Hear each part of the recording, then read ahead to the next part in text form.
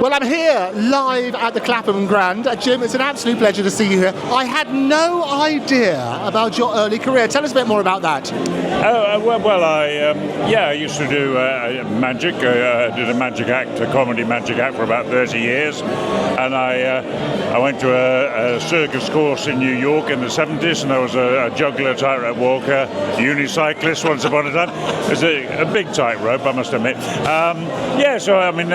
This is a world I love. You know, I love magic and the world of entertainment, so I'm very happy to be here.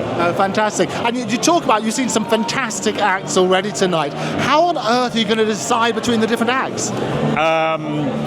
It's like choosing between aubergines and tomatoes, isn't it? I mean, you can't compare. I think the audience reaction is a big indicator, really, of how popular. And so far, I think Matt Edwards had us eating out of his hands. I mean, they're all amazing, but they're also different. But so far, I'd put him slightly ahead. Yeah, it's certainly amazing. You talked about you used to do magic yourself. What sort of act did you do?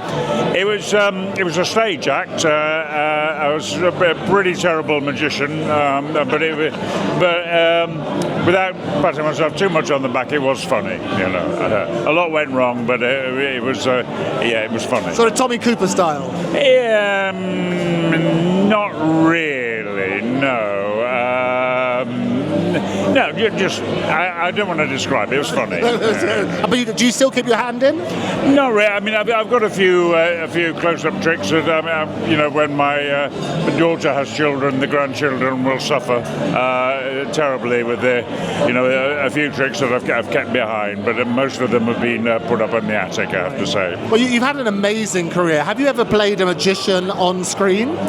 Yeah, once in a Gene Wilder film called Haunted Honeymoon. I was Marvin the magician. I don't think I actually got to do any magic in it, though. I think my eyes glowed, I know that.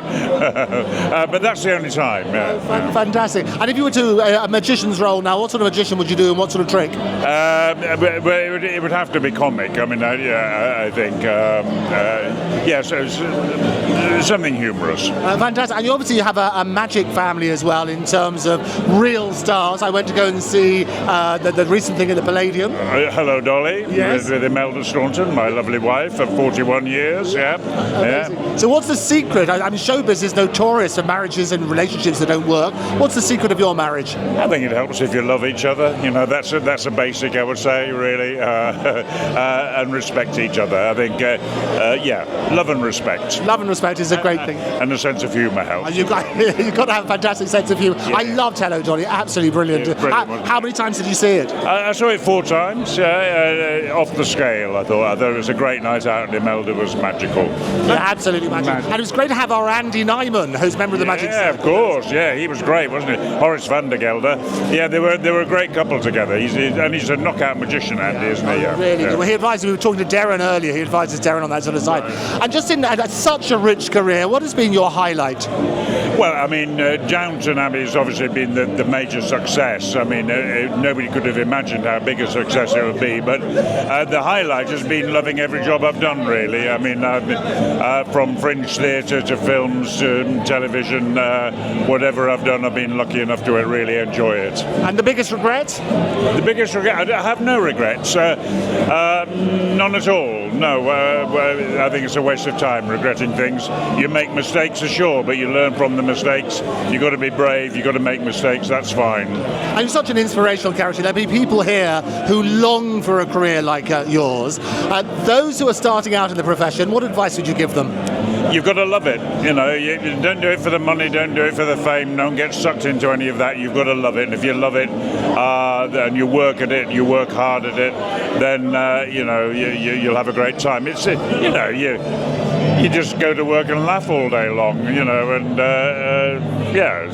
what could be better? Fantastic. And we talk about legacies for everybody here. How would you like to be remembered?